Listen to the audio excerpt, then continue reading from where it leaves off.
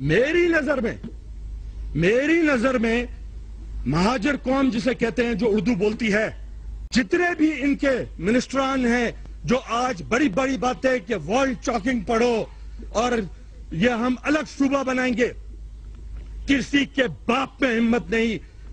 ये सूबा उस वक्त था जब तुम लोग भूखे नंगे आए थे और इस सूबे वालों ने तुमको पनाह दी थी। हम सबकी लाशों पे गुजर के आप सूबे की बात करोगे। एक बयान आया जनाब मिर्जा साहब का, जिसमें उन्होंने मतलब एक ही हमले में उन्होंने सारे पाकिस्तान मूवमेंट के कायदीन से लेके उर्दू बोलने वाले मतलब हर तरह के लोग थे, सबको लपेट दिया उन्होंने, बिल्कुल माफ नहीं किया, उसको माफ नहीं किया गया। उसका रिएक्शन बड़ा शदीद आया।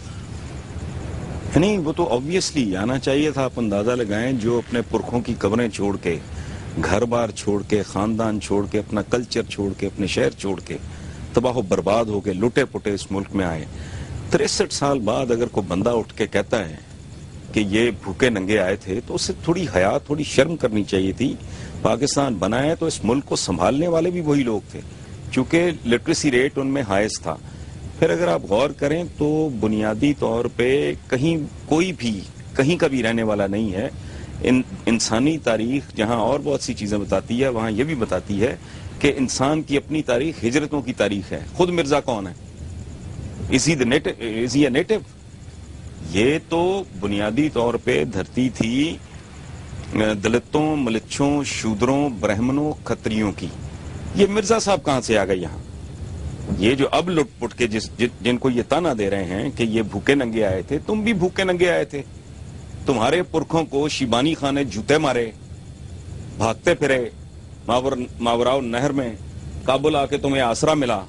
उसके बाद इब्राहिम लोदी के रिश्तेदारों ने ज़हीरुद्दीन बाबर साहब को इनविटेशन भेजा। ख्याल उनका क्या था कि इब्राहिम लोदी से जान छूट जाएगी, ये लूट मार करके बाबर वापस चला जाएगा और हम यहाँ मौज करेंगे। बाबर साहब यहाँ फिट हो गए। अब ये मिर्जा हैं, सवाए इसके कि पीरियड का फर्क है। ये जो लुटपुट के जिनको ये भूखे नंगे होने का ताना दे रहे हैं, ये 63 साल का और 300-400 साल का फर्क है, इससे ज्यादा तो कुछ भी नहीं है। ये इतनी ज्यादा एक परेशान कर देने वाली, इतनी हकारत तो आदमी दुश्मन के बारे में, गैर के बारे में, अगर उसके अंदर थोड़ा सा इंसान वो बिल्कुल हैवान ना हो जाए, अगर बिल्कुल एबनॉर्मल ना हो, तो ये तो इंसानी तकरीम के खिलाफ है कि आप किन लोगों को कैसा ताना दे रहे हैं जिनकी वजह से आप आजाद हुए। वरना यही चार्ल्स नेपियर था ना, चंद सिपाहियों के साथ उन्होंने सारे कस्बल निकाल दिए। बड़ी तल्ख तारीख है, मुझे उस तरफ ना लेके जाएं जहां एक और इरिटेट करने वाली को बात, यहाँ कंट्रोवर्सी शुरू हो जाए। खुद कौन है ये? इनकी अपनी तारीख क्या है? इंसानी तारीख इसी तरह मूव करती है। दुख होता है कोयटा में जब मैं सुनता था कि ये कौन है जी, ये फलाना तो डोमिसाइल है। मैं कहता इसका क्या मतलब है? पहली दफा शामी साहब मुझे पता चला। मैंने कहा डोमिसाइल का मतलब क्या है? कि जी वैसे तो 3 नस्लें हो गई हैं, लेकिन चूंकि ये यहाँ के रहने वाले नहीं है। मैंने कहा भाई तुम आसमानों से टपके हो, इसी तरह हिजरतें करते। एग्जैक्टली ये जमालीस को ऑफर किया इराकियों ने कि आप हमारा ट्राइब हो, हमारे ट्राइब का एक का हिस्सा, तो वापस आ जाओ। ये पूछ लें आप मीर जफरुल्लाह जमाली से।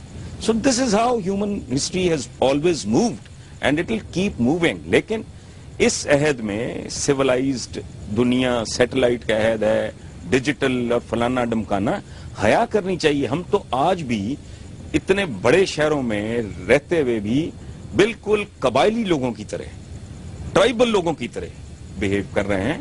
मुनासिब नहीं है। ये मुल्क आधा गवा चुके हो और बेशर्मी की इंतहा ढीठ लोग हैं।